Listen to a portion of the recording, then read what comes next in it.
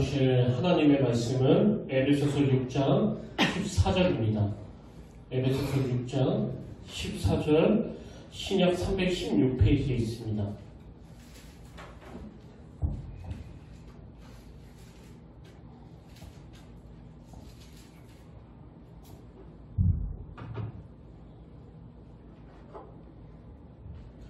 에베소서 6장 14절 우리 한 구절인데요. 다 같이 한 목소리로 공독하겠습니다. 시작. 그런즉 서서 진리로 너희 허리띠를 띠고 의의 호신경을 붙이고. 아멘. 할렐루야. 네. 반갑습니다. 우리 함께 인사 나누길 원합니다. 참 잘 오셨습니다. 네, 반갑습니다. 오늘도 주님께서 예비하신 그 은혜가 여러분 삶 가운데 임하시기를 간절히 축복합니다. 저는 2주간에 걸쳐서 이 하나님의 전신갑주와 관련한 그 총체적인 설명을 드렸고요. 이제 오늘부터는 이 전신갑주에 해당하는 그 6가지 항목, 그걸 하나하나씩 살펴보려고 하는데요. 그 첫 번째 항목으로 오늘은 진리의 허리띠, 이 에베소서 6장 14절에 나오는 진리의 허리띠에 대해서 살펴보려고 합니다. 지난 설교 시간에도 제가 언급해드렸지만 지금 사도 바울이 하나님의 전신갑주를 입으라는 이 컨셉을 어디서 따왔는가 하면 그 로마 군인들에게서 따왔습니다. 로마 군인들이 전쟁에 나가기 위해서 완전 무장한 상태, 여기에서 착안을 해서 사도 바울이 하나님의 전신갑주를 입으라는 이 영적인 권면을 하고 있기 때문에 그런 의미에서 저는 오늘 우리가 살펴보게 된 이 진리의 허리띠, 그 당시 그 로마 병사들이 착용했던 그 허리띠가 어떤 용도로 쓰였는지를 잘 아는 것이 굉장히 중요하다고 생각합니다. 그 당시 로마 병사들은 이 튜닉이라는 옷을 입었었는데요. 이 튜닉이라는 옷은 뭐 쉽게 말씀드리면 큰 보자기 같은 거예요. 직사각형의 큰 보자기로 되어 있어서 목을 넣을 수 있도록 목 부분이 뚫려 있고, 그리고 양팔을 넣을 수 있도록 양쪽에 구멍을 내놓은 게 이 튜닉이라는 옷인데요. 근데 여러분, 이렇게 펄럭 끼는 옷을 입고는 그 전쟁을 치를 수가 없지 않습니까? 그리고 또 이렇게 펄럭 끼는 옷을 입고는 그 훈련에 임할 수가 없고요. 그렇기 때문에 이 로마 병사들이 싸울 준비를 할 때 가장 먼저 뭘 해야 됩니까? 이 펄럭이라는 튜닉이라는 옷을 고정시키는 거. 이게 가장 먼저 해야 될 일 아닙니까? 그러니까 그 로마 병사들이 뭐 출전을 앞두고 있다거나 그 훈련을 앞두고 있을 때 이 치렁거리는 옷을 고정시키기 위해서 제일 먼저 허리띠로 꽉 잡아매는 일부터 해야 한다면 사도 바울은 여기에서 착안을 해서 가장 먼저 이 튜닉을, 이 펄럭이는 옷을 꽉 동여매는 것으로 우리의 영적 전쟁에 대한 대비가 시작이 되어야 한다. 근데 여러분, 여기서 중요한 게 뭡니까? 그렇게 펄럭이는 옷을 잡아줘서 싸울 때 민첩하게 움직이게 하는 이 도구가 허리띠인데, 영적 싸움에서 이 허리띠 역할을 하는 게 바로 진리라는 거예요. 진리. 우리 믿는 성도들이 마귀와의 영적 싸움을 앞두고 제일 먼저 해야 하는 게 이 펄럭이는 세상에서 진리로 무장해야 된다는 것. 그런즉 서서 진리로 너희 허리띠를 띠고. 제가 그 어느 글에 보니까요, 내용이 이렇습니다. 이 허리띠는 로마 군인들의 몸을 구속하지만 뭐 당연한 거 아닙니까? 뭐 저 같은 경우도 이제 다른 데는 다 그 말랐는데요. 이 배만 나오다 보니까 이 허리띠를 매는 게 뭐 굉장히 불편하고 또 힘들어요. 뭐 숨도 잘 안 쉬어지고 또 답답하고 자꾸 이 몸을 구속하기 때문에. 근데 그 다음을 들어보십시오. 허리띠는 로마 군인들의 몸을 구속하지만 그것이 이동과 전투에 있어서 그들을 자유롭게 하듯이. 이게 참 의미 있는 표현 같습니다. 허리띠는 로마 군인들의 몸을 구속하지만 근데 오히려 그것이 이동과 전투에 있어서 그들을 자유롭게 하듯이 진리는 우리 몸을 구속하는 것 같지만 사실은 우리를 자유롭게 합니다. 그 사춘기 아이들이 모르는 게 바로 이거 아닙니까? 부모가 계속 잔소리하는 그 내용들이 굉장히 자기를 불편하게 하고 자기를 얽매는 것 같아서 엄마는 왜 자꾸 나를 그렇게 얽매느냐고, 왜 이렇게 구속하느냐고, 아니 제발 나 좀 내버려 달라고 그렇게 말하지만 사실은 그게 그 아이를 자유롭게 하는 것들이거든요. 그걸 모르기 때문에 철이 없다는 거 아닙니까? 그 예수 믿기 전에는 너무너무 편하고 좋았잖아요. 무슨 구속이 있었습니까? 내 기분대로 사는데, 막 사는데. 막 바람이 부는 대로 이 튜닉이 펄럭이듯이 막 펄럭펄럭거리면서 사는 게 또 뭐 어떻게 보면 굉장히 멋있게 보이잖아요. 근데 예수를 믿고 나면 그 구속하는 것들이 얼마나 많은지 뭐 이것도 하지 말라 또 저것도 하지 말라 그 로마 군인들을 허리띠로 쪼이듯이 계속 쪼아대가지고 그래서 여러분 그 꽤 많은 분들이요 특히 그 남자분들 교회 나오시라고 그러면 내가 그 65세가 넘으면 나오겠다는 분이 꽤 되세요. 그 65세까지 막 내 마음대로 펄럭이다가 이제 뭐 바람도 안 부는 나이가 될 때 그때야 믿지 뭐 그때. 그분들이 진짜 모르시는 게 바로 이겁니다. 허리띠가 로마 군인들의 몸을 구속하지만 그것이 이동과 전투에 있어서 그들을 자유롭게 한다는 것. 마찬가지로 진리가 우리 몸을 구속하는 것 같지만 그 진리가 우리를 자유롭게 한다는 것. 이 사실을 우리가 인식해야 된다는 것. 그래서 저는 이 14절에 나오는 그런즉 서서 진리로 너희 허리띠를 띠고 이 말씀을 가지고 이게 두 가지 겉면의 말씀을 드리려고 하는데요. 그 첫 번째 겉면이 뭐냐? 진리로 무장하기. 진리로 무장하기. 그럼 이런 질문이 가능하지 않겠습니까? 믿는 우리가 잘 싸우기 위해서 영적으로 무장해야 될 게 뭐 한두 가지가 아닌데 왜 성경은 가장 먼저 이 진리로 무장하는 것을 첫 번째로 말하는가? 왜 우리가 이 마귀와 대적해서 싸울 때 이 진리로 무장하는 게 첫 번째일까? 바로 이 질문에 대한 답이 그 요한복음 8장 44절에 나와 있습니다. 너희는 너희 아비 마귀에게서 났으니 너희 아비의 욕심대로 너희도 행하고자 하느니라. 그는 처음부터 살인한 자요 진리가 그 속에 없으므로 진리에 서지 못하고 거짓을 말할 때마다 제 것으로 말하나니 이는 그가 거짓말쟁이요 거짓의 아비가 되었습니다.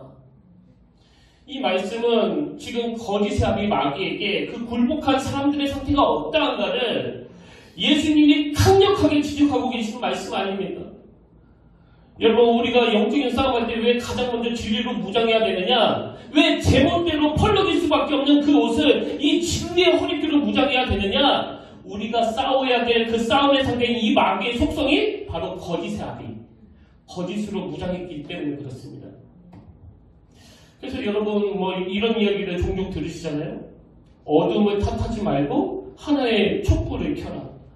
어둠을 물리치려고 몸부림치지 말고 빛을 가까이 하라. 우리가 거짓의 아비인 사단과 싸우기 위해서 뭐 할 거 없습니다. 진리의 빛을 드러내면 거짓은 당연히 힘을 쓸 수 없는 거 아닙니까? 오늘날 너무 가슴 아픈 한국교회 상황들, 특히 우리 청년들 너무 쉽게 이단에 넘어가고 너무 쉽게 세상 유혹에 빠지고 아무리 교회에서 애들한테 동성애는 나쁜 거다 하지 마라 차별금지법 그거 반대해야 된다 그래도요 요즘 애들은 그 것만 보고서 교회는 막 너무 고리타분하다고 응? 그 옛날 생각에 빠져있다고 그 동의가 안 되는 거예요. 동의를 못하는 겁니다. 그래서 교회가 또 예수 믿는 여러분이 그 가정 안에서 제일 먼저 해야 되는 건 뭐 동성애를 반대해야 된다, 차별금지법 반대해야 된다 그것도 가르쳐야 되지만 더 중요한 건 진리를 가르치는 거예요. 진리를.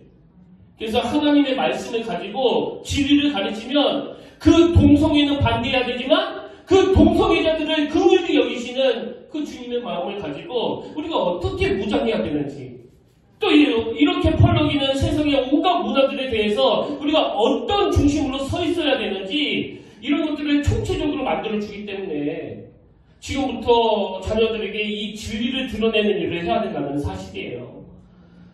이런 점에서 우리가 참 반성할 것이 있다고 생각하는데요. 그리고 이 하나님의 전신갑주에 대한 말씀을 우리가 함께 살펴보면서 가장 먼저 해야 되는 반성도 저는 이거라고 생각합니다. 지금 우리의 믿음이 너무나 우리의 감성과 우리의 느낌에 의존하다 보니까 어느 목사님이 설교를 잘해.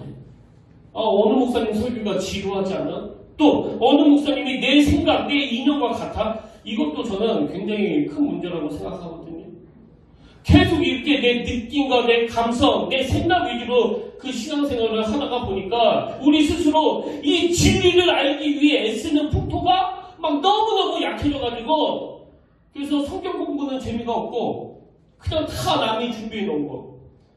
물론 제가 이 말씀을 준비하기 위해서 뭐 원고도 몇 번씩이나 찍고 막 고민도 하고 어떨 때는 정말 밤을 새면서 이 설교를 준비하는데요. 여러분 남이 준비해가지고 던져주는 그 말씀을 듣는 것도 중요하지만 여러분이 진리에 관심을 가져야 돼요.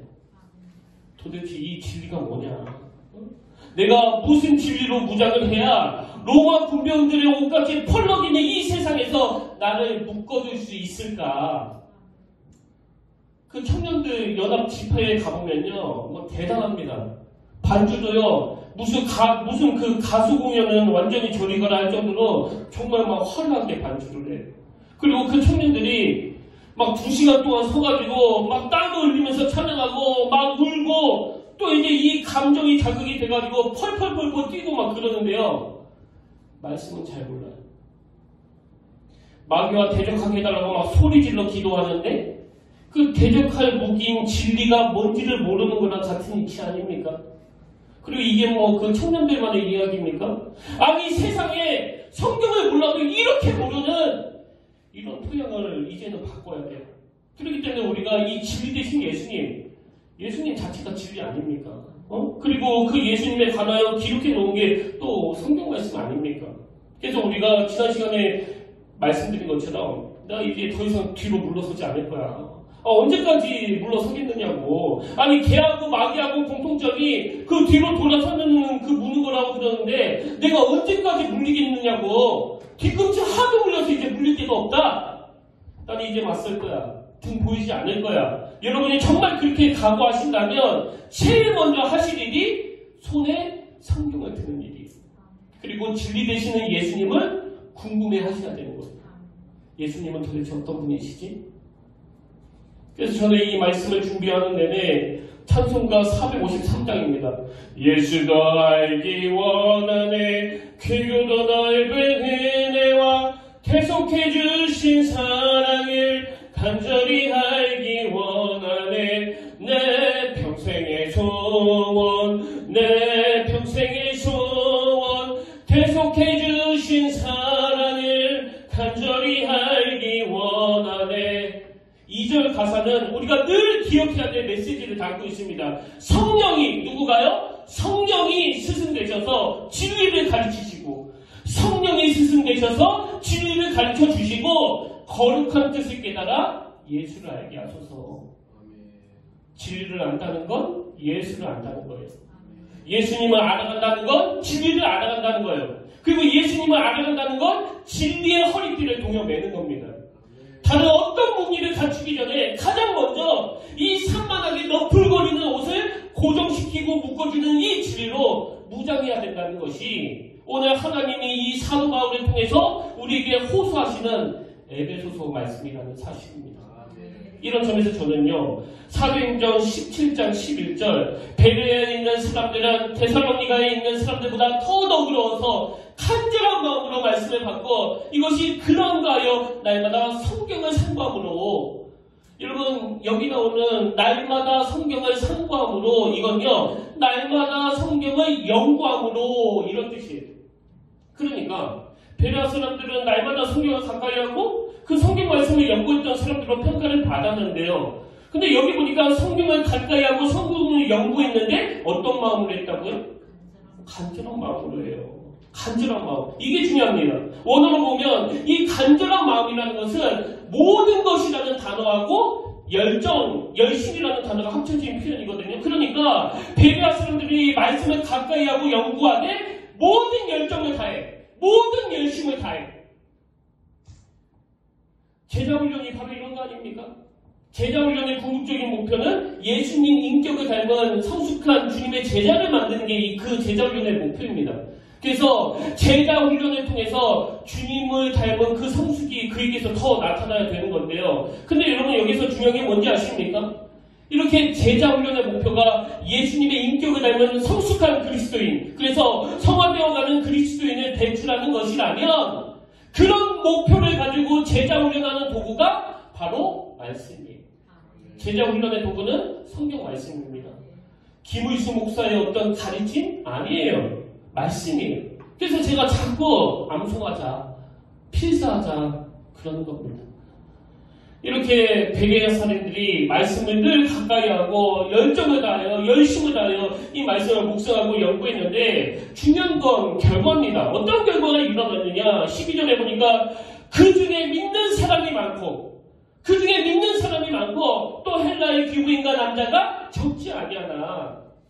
그래서 전도는요 그냥 막 교회로 끌고 나오는 그게 전도가 아니고요.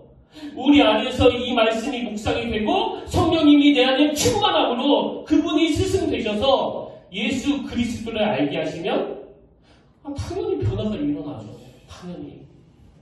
그것이 저절로 사람들에게 매력을 느끼게 하고 그 매력 때문에 전도를 받는 그게 그 60년대, 70년대의 전도 패턴이었는데 지금은 말씀을 상고하지 않고 그러다 보니까 진리가 뭔지 잘 모르고 예수님을 닮아가려는 모습도 안 보이고 그러니까 자꾸 전도하려고 애를 써도 그 전도가 안 되는 겁니다.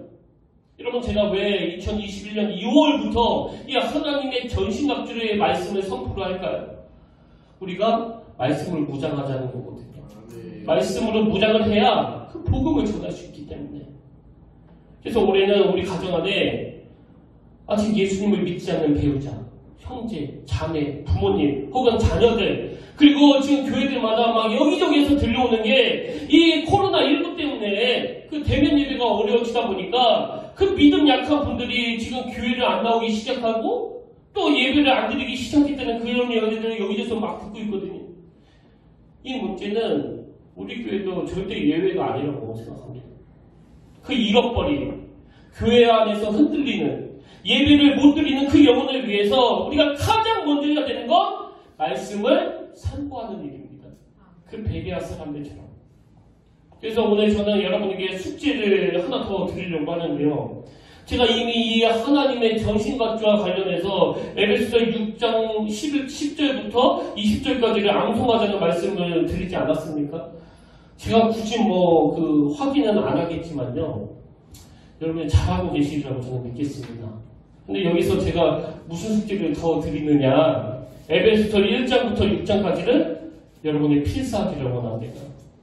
그리고 지금이 또 그 사순절 기간 아닙니까? 주님이 걸어가신 그 고난의 길을 묵상하면서 이번 기간에 성경 필사 노트에 있는 그 에베소서 말씀을 1장부터 6장까지 필사해 보시길 바랍니다.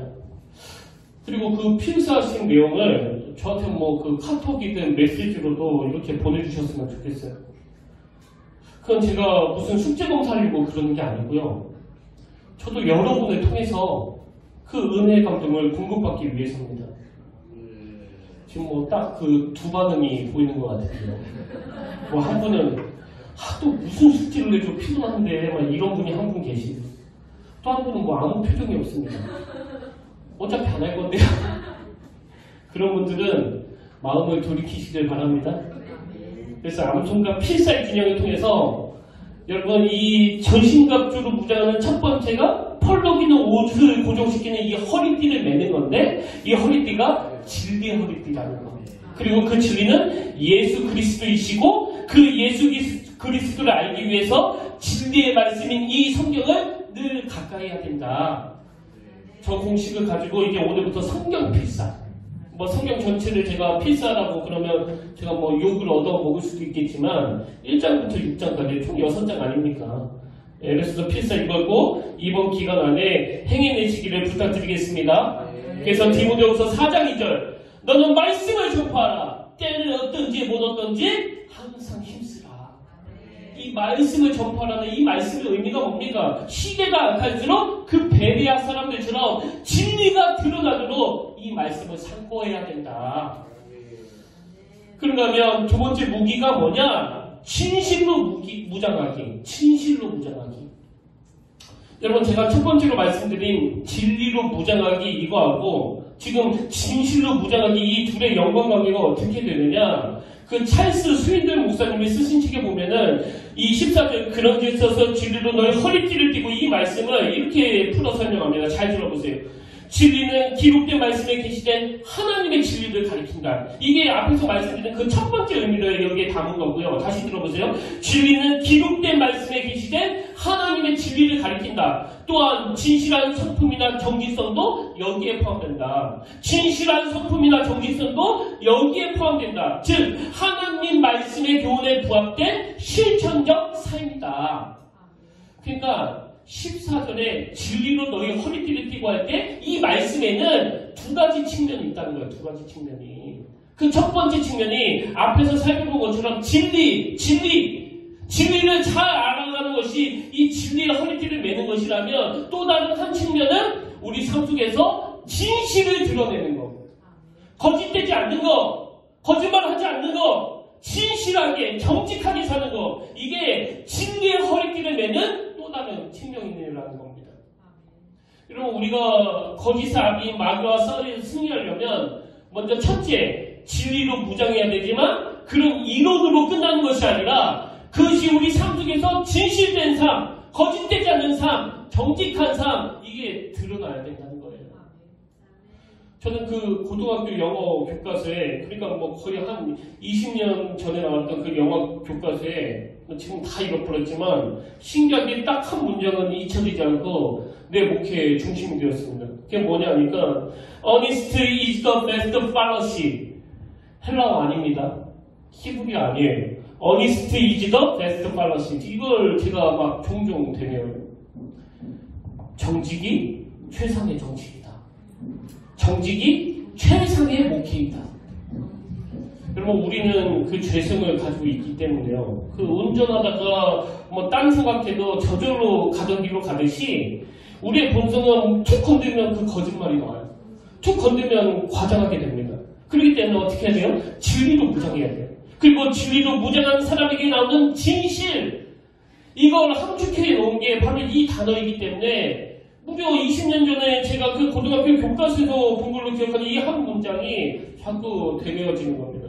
정직이 최상의 정책이고 정직이 최상의 목회라는 거. 왜냐하니까 고린도후서 11장 3절 뱀이 그 관계로 하와를 미혹한 것과 같이 너희 마음이 그리스도를 향하는 진실함과 깨끗함에서 떠나 부패할까 두려워하노라. 이 하나님의 마음, 이 아버지의 마음으로 참 염려하시는 이 말씀을 다시 보세요. 고린도후서 11장 3절 뱀이 그 관계로 하와를 미혹한 것과 같이 너희 마음이 그리스도를 향하는 진실함과 깨끗함에서 떠나 부패할까 두려워하노라. 왜 하나님이 이렇게밖에 경책하실 수밖에 없는가 하면은 잠언 6장 16절 17절입니다. 여호와께서 미워하시는 것, 곧 그의 마음에 싫어하는 것이 예닐국가디니 곧 교만한 눈과 그냥 보세요. 거짓된 영화. 하나님이 미워하시는 것, 그 마음에 싫어하시는 것, 교만한 눈과 사람을 그냥 이렇게 아래로 막 얕잡아보는 것. 사람은 자기보다 아주 초라한 존재로 얕잡아보는 그런 교만한 눈을 하나님이 무지 싫어하시고 그 다음에 나오는 게 거짓된 혀예요. 거짓된 혀.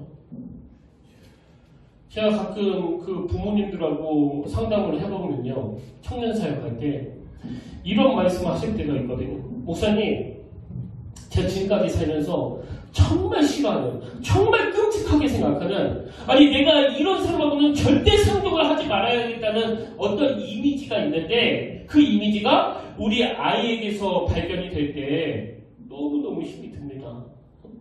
뭐 어디 피할 수도 없고 어디 도망갈 데도 없고.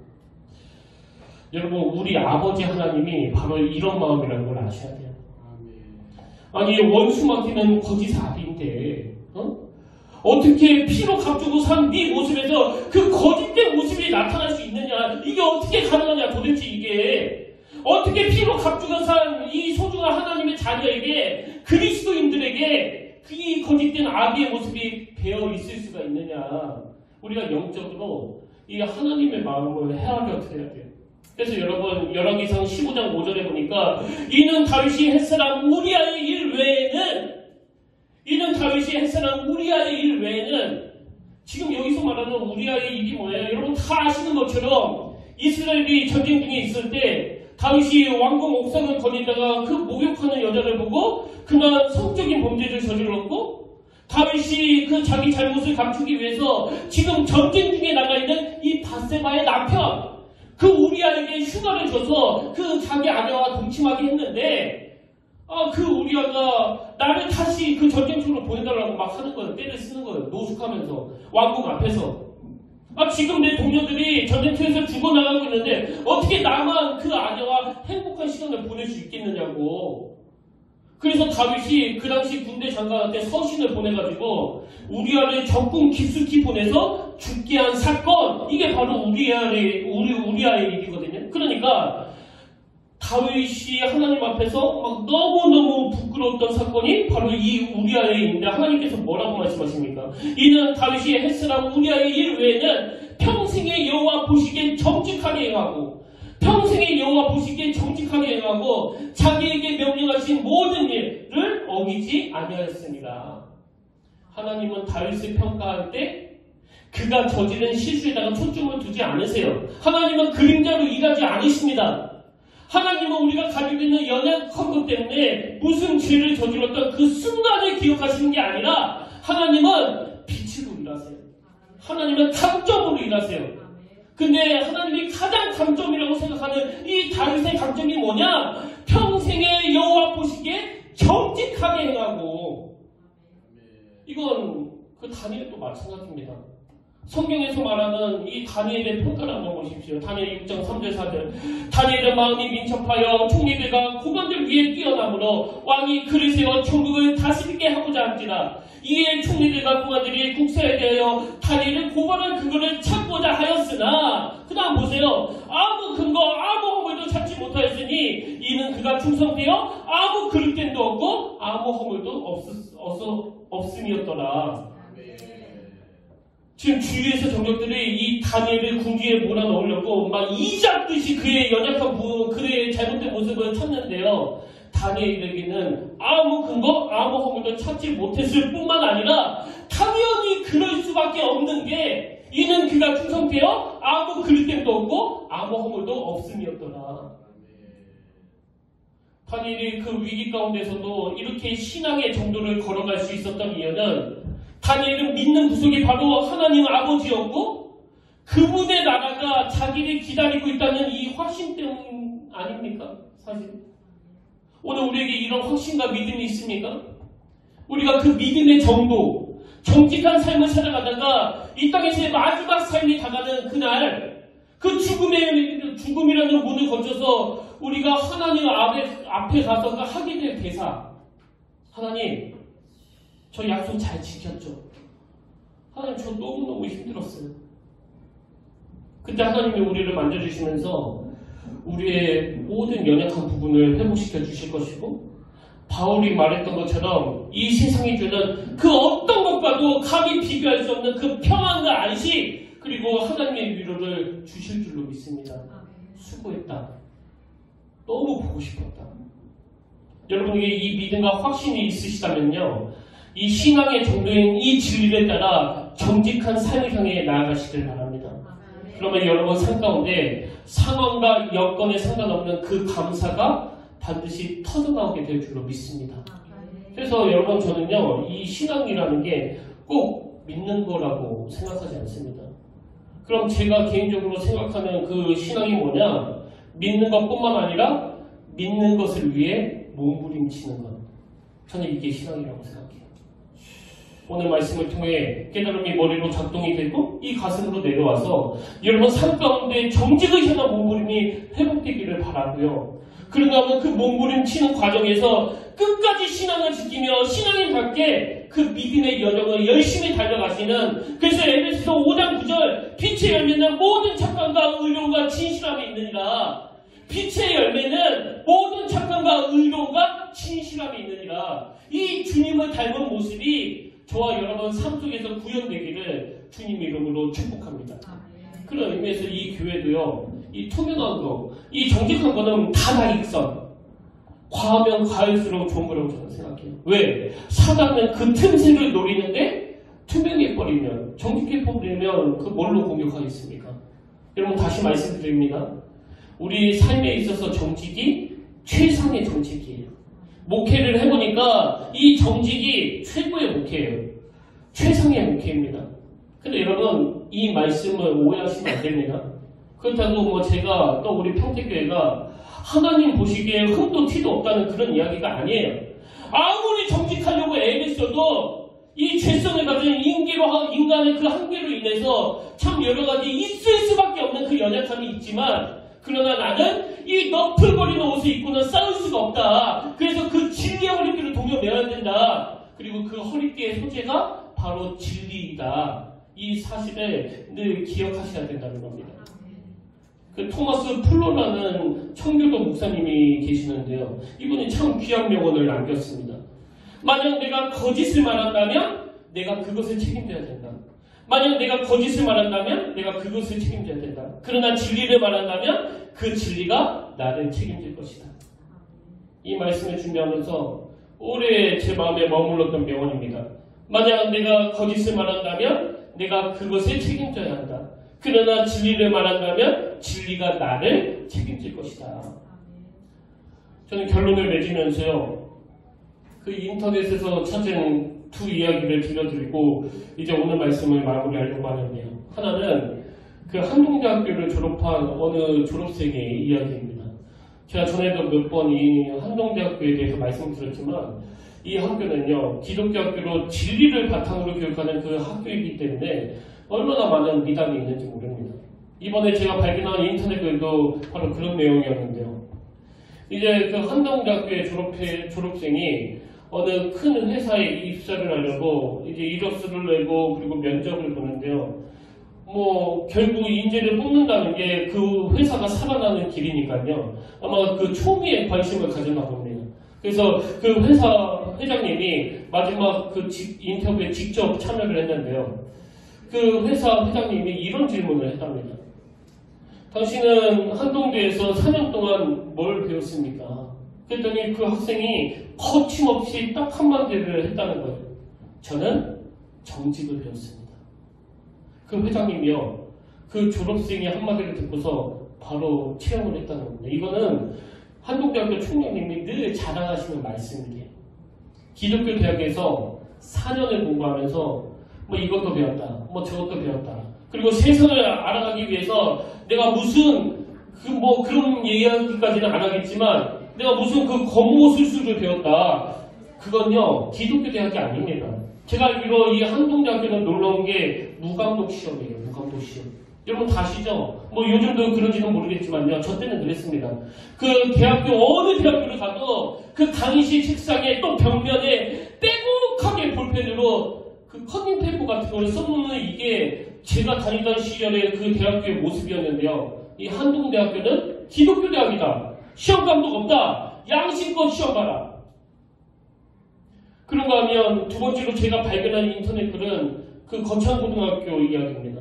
여러분 다 아시지만 이 거창고등학교는 제가 알기로 그 미국의 어느 교회의 후원을 받아가지고 세워진 그런 학교로 알고 있는데요. 그 당시 인구 5만도 채 안 되는 작은 농촌 지역에서 이 거창고등학교가 어떻게 이렇게 전국적으로 유명한 학교가 되었느냐. 예를 들면 이런 겁니다. 저희도 말씀드렸지만 거창고등학교 직업선택 10개명 같은 거. 월급이 적은 쪽을 택하라. 내가 원하는 곳이 아니라 나를 필요로 하는 곳을 택하라. 승진 기회가 거의 없는 곳을 택하라. 모든 것이 갖추어진 곳을 피하고 처음부터 다시 시작해야 되는 황무지를 택하라. 이 모든 10계명을 딱 한마디로 말하면 복음의 정신으로 모험을 하라는 거예요. 안주하지 말고 모험 정신을 가져라. 이런 기독교 정신으로 그 학생들, 그 고등학교 애들을 가르치다 보니까 당연히 소문 날 수밖에 없는 거 아닙니까? 이번에 제가 본 글은요, 이 거창고등학교 학생들이 가진 자부심에 대한 내용인데요. 이거 읽고 말씀을 마무리하겠습니다. 내용을 잘 들어보세요. 거창고등학교 학생들이 가진 자부심. 우리 학교 출신 건축가가 세운 다리는 무너지지 않고 우리 학교 출신 농부가 키운 농산물은 안심하고 먹을 수 있으며 우리 학교 출신 의사는 사람의 목숨을 그 무엇보다 소중히 여깁니다. 우리 학교 출신 판사가 내린 판결은 믿을 수 있고 우리 학교 출신 직공이 만든 옷은 단추가 잘 떨어지지 않으며 우리 학교 출신 선생님에게는 안심하고 자녀를 맡길 수 있습니다. 우리 학교 출신 기자는 거짓을 말하지 않으며 우리 학교 출신 역사가는 그 무엇보다 진실에 목말라 합니다. 그래서 세상은 거창고등학교를 빛이요 소금이라 합니다. 천율이 느껴지는 감동. 너무너무 고맙습니다. 여기에 우리 학교 출신 건축가 대신에 우리 그리스도인은 예수 믿는 우리 그리스도인은 그래서 우리 그리스도인 건축가가 세운 다리는 무너지지 않고 우리 그리스도인 농부가 키운 농산물은 안심하고 먹을 수 있으며 우리 그리스도의 의사는 사람의 목숨을 그 무엇보다 소중히 여깁니다. 우리 그리스도인 판사가 내린 판결은 믿을 수 있고 우리 그리스도인 직공이 만든 옷은 단추가 잘 떨어지지 않으며 우리 그리스도인 선생님에게는 안심하고 자녀를 맡길 수 있습니다. 우리 그리스도인 기자는 거짓을 말하지 않으며 우리 그리스도인 역사가는 그 무엇보다 진실에 목말라합니다. 그래서 세상은 그리스도인은 빛이요 소금이라 합니다. 이런 날을 꿈꾸시면서 진리의 허리띠로 무장하는 그런 저와 여러분 되시기를 주님 이름으로 축복합니다. 오늘 말씀을 기억하시면서 우리 지난 시간에 불렀던 이 찬양을 다시 한번 부르길 원하는데요. 세상의 유혹 시험이 내게 몰려올 때 나의 힘으로 그것들 모두 이길 수 없네. 오늘 말씀을 빗대어 말씀을 드리자면 여러분 세상의 유혹과 시험이 몰려오는 이 상황에서 나의 힘으로 이 정직을 구현해낼 수 없습니다. 아까 그 거창고등학교가 추구하는 그 정직을 하나도 해낼 수 없습니다. 그렇기 때문에 결론은 은혜를 구해야 돼요. 왜? 그 정직은 내게로부터 시작되는 게 아니기 때문에. 진리 되신 예수님, 나를 위해 십자가 지신 그 예수님, 내가 그 주님의 정직을 닮아가길 원합니다. 우리 한마디 한마디의 은혜를 구하면서 함께 이 찬양 부르길 원합니다.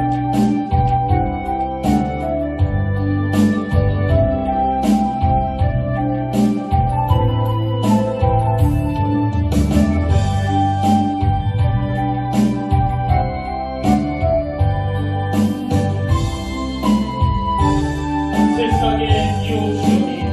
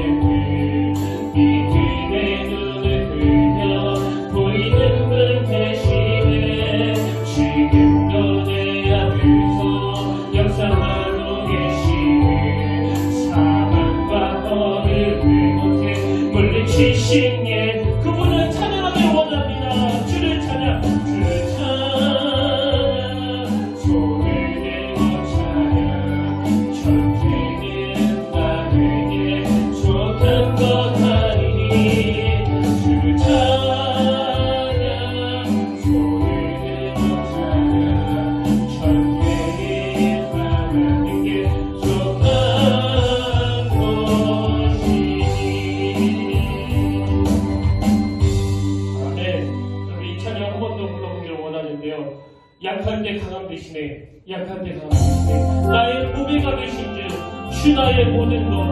우리 가사를 묵상하면서 이 찬양 드리겠습니다.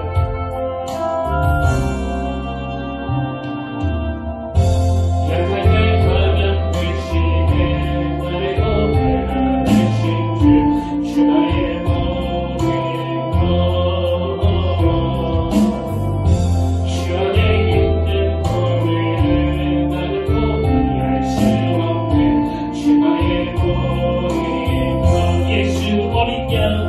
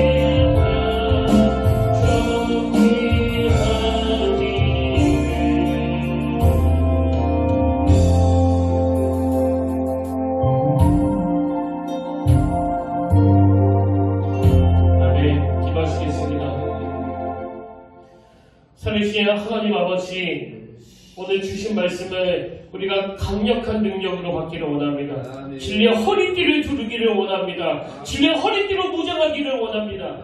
하나님, 너풀거리는 이 세상 가운데 주님이 주시는 진리의 허리띠로 견고하게 묶어주시기를 원합니다. 진리가 때로는 불편하게 하는 것 같지만, 진리가 우리를 구속하는 것 같지만, 하나님 진리는 우리로 하여금 자유케 하는 도구가 되는 줄로 믿습니다. 진리는 우리에게 참 자유를 주는 능력이 되는 줄로 믿습니다. 오늘도 진리 되시는 예수 그리스도, 그분을 소중히 여기며 진리 되신 예수 그리스도를 설명하고 있는 성경 말씀, 진리의 말씀을 가까이 하게 하여 주시옵소서. 아버지, 예수 믿는 사람에게 가장 강력한 특징이 정직이라면 하나님이 거룩하시기에, 하나님이 정직하시기에 우리가 그 정직을 따라가기를 원합니다. 주의 성령의 능력으로 우리를 강하게 하시고, 주의 성령의 능력으로 말미암아 그 모든 악한 것들을 파하고 이 땅을 변화시키는 이 일을 주님을 닮은 우리가 행할 수 있도록 온전히 세워주시고 이끌어 주시옵소서. 그렇게 일하실 주님을 기대하며 예수님 이름으로 간절히 기도드립니다. 아멘. 우리 광고는 주보를 참조하시고요. 우리 이제 다 일어나셔서 우리들의 무기는 육체가 아니요 이 찬양을 함께 부르실 텐데요. 여기 가사를 보니까 우리들의 무기는 육체가 아니요 우리들의 무기는 육체가 아니요 그러나 강하오 참으로 강하오. 왜 강합니까? 우리가 성령 안에 있기 때문에. 오늘 여러분이 말씀을 정리하면서 그리고 비전한 마음으로 이 찬양을 함께 불러보기를 원합니다.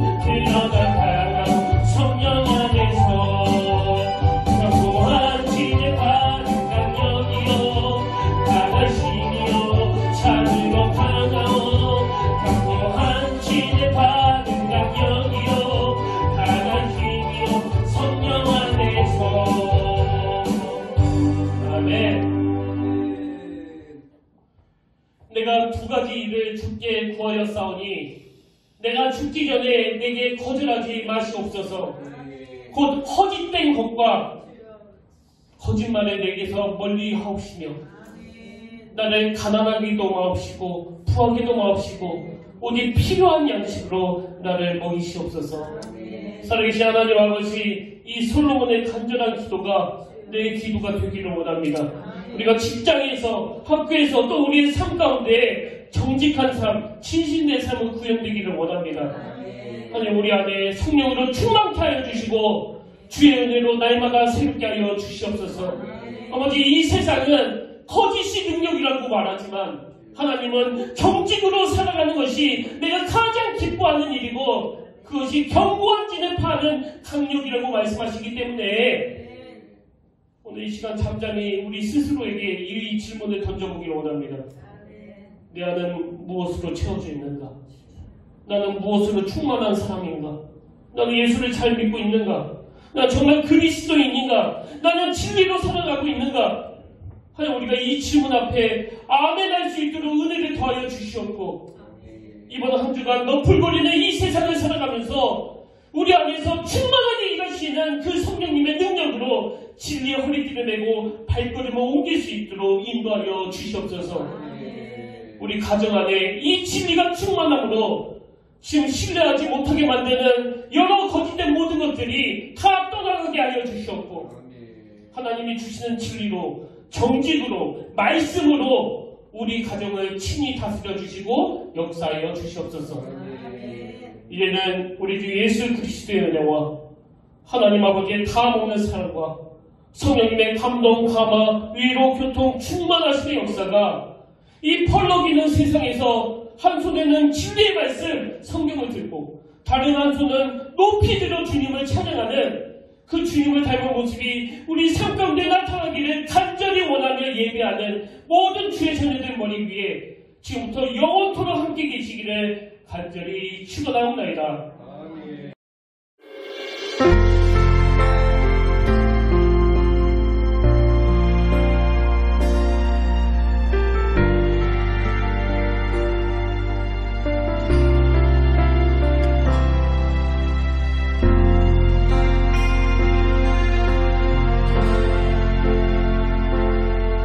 지금 서 있는 이곳에서 높임을 받으소서. 내가 받는 땅